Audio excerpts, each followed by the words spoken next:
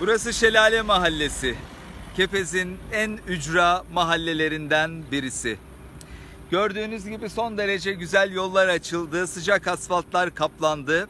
Bir zamanların kooperatifleri olan binaların önüne kadar en güzel şekilde altyapıları götürdük.